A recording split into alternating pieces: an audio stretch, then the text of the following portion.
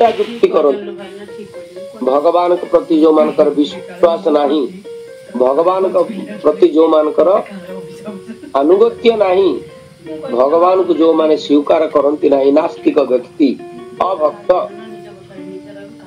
सेमानकु ए कथा कहिबा द्वारा जे कहिब तार क्षति हब, जे श्रवण करिब तार मध्य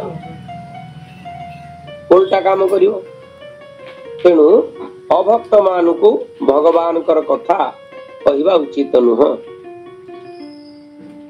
शेष पर्याय श्लोक रे कपिल भगवान कहिले नमद भक्त दिशांग अपि मोर भक्त मानक प्रति जो मानकर सहानुभूति नहीं, मोर भक्त मानक प्रति मद्भक्त दिशाम, मोर भक्त मानक प्रति जो माने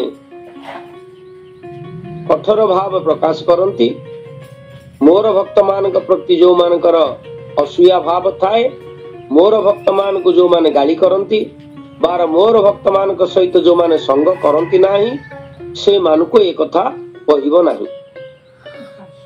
कहिबा द्वारा निजर समय नष्ट एवं अशांत जात हब।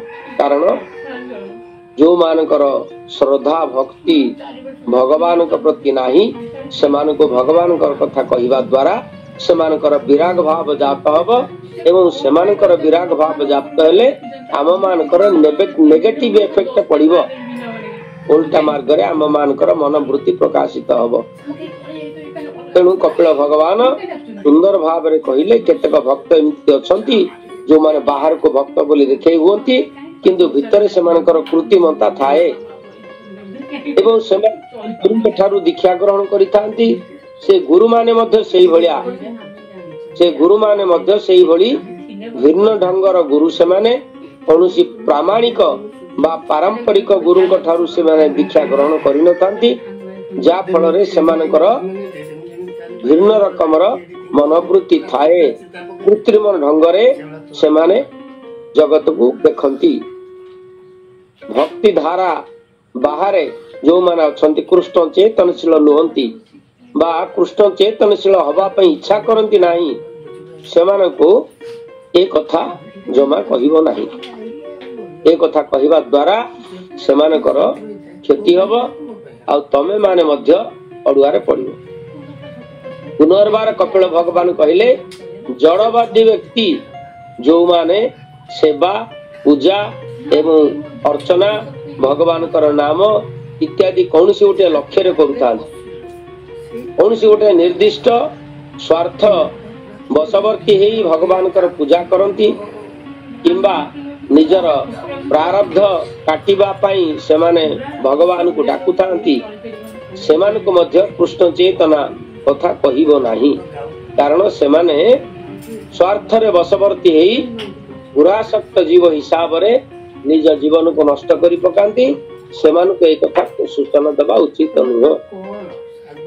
पुनर्बार आमे माने समाज भितर देखुचे अनेक सांस्कृतिक संगठन सहित अनेक जीव माने जड़ित अछंती। सांस्कृतिक संगठन साहित्य सभा एवं विभिन्न प्रकार संगठन सब अच्छी, से संगठन सहित जो माने संपृक्त थांती, भगवत संगठन भक्त संग जो मानकर नाही, सेमानक निकट रे मध्य ए कथा कहिबो नाही।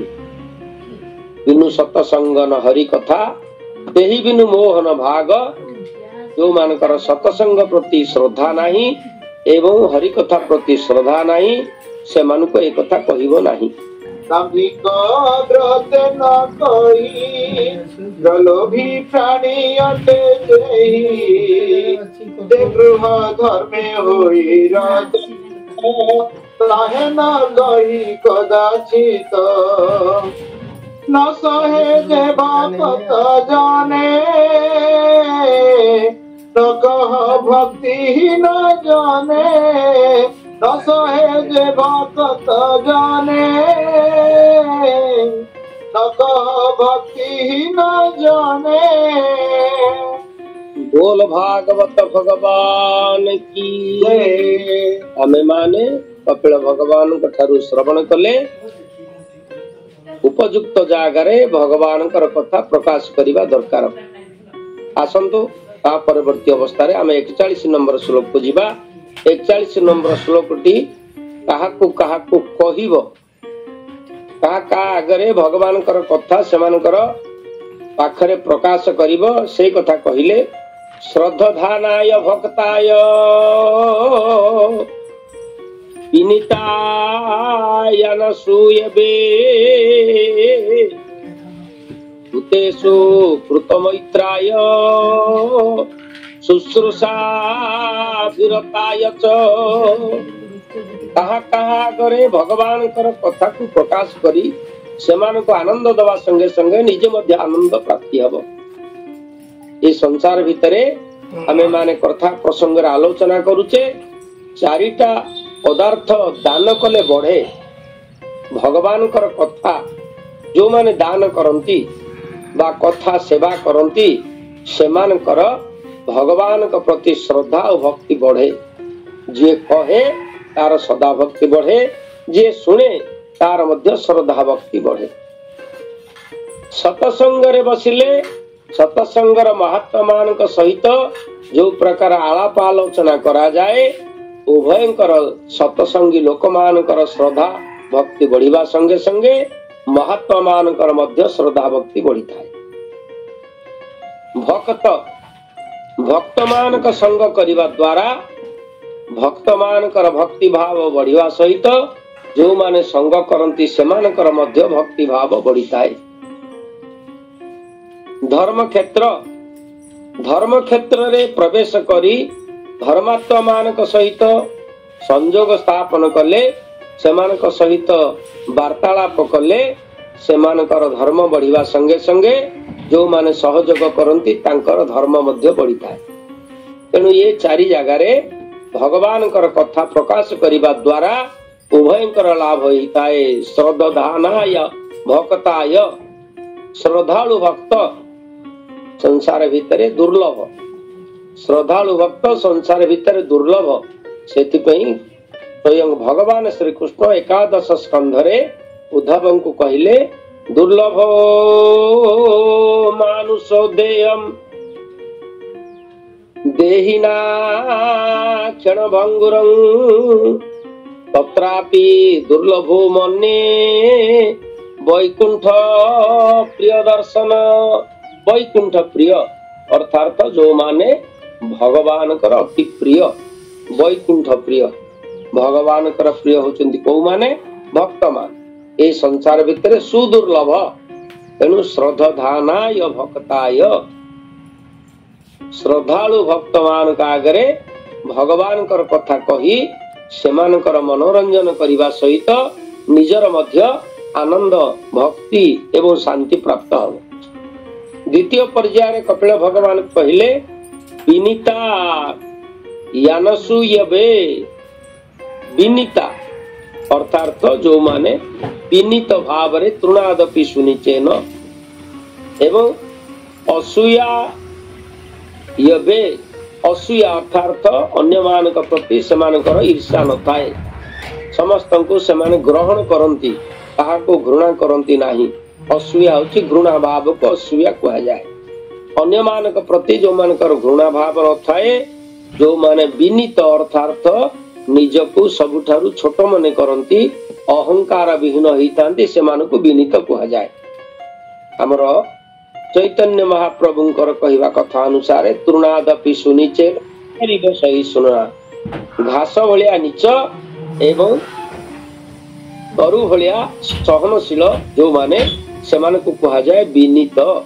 से विनीत मानकु एक कथा कहिले उभयंकर लाभ होइताए। पुनर्बार कहले भूतेषु कृत मैत्राय जो माने विभिन्न प्रकार भूत अर्थात व्यक्ति वस्तु किंबा परिवेश सहित जो माने मित्रता स्थापन करंती मित्रता स्थापन करंती कहिबार तात्पर्य या हला जे एमाने समस्तंकु सहयोग करंती। परिवेश परिस्थिति व्यक्ति विशेष सेमानक सहित सेमानकर उत्तम भाव मैत्र भाव थाए। अर्थ उत्तम भाव संपन्न व्यक्ति मान को भगवान कथा कहब। पुनर्बार कहले शेष पर्याय कहले शुश्रूषा भीरतायच जो माने सेवा मनोवृत्तिर लोक अन्य मानकर सेवा करिबा पई चाहନ୍ତି निजर सेवा अपेक्षा अन्य मानकर सेवा को सेमाने भल पाती सेमानकु मध्य ए कथा कहिबा द्वारा उभयंकर लाभ होइता है। एभली भाव रे आमे माने 41 नंबर श्लोक रो तात्पर्य श्रवण कले आसंत 41 नंबर ओडिया आमे माने श्रवण करिबा हमर श्रीमंत प्रभु को कंठरु 41 नंबर ओडिया अनुवाद श्लोक रो जहार श्रद्धाए थिथिबा ताहा कुए मार्ग कहिबा भक्त जन कुए हा कहि जे भक्त कहि जे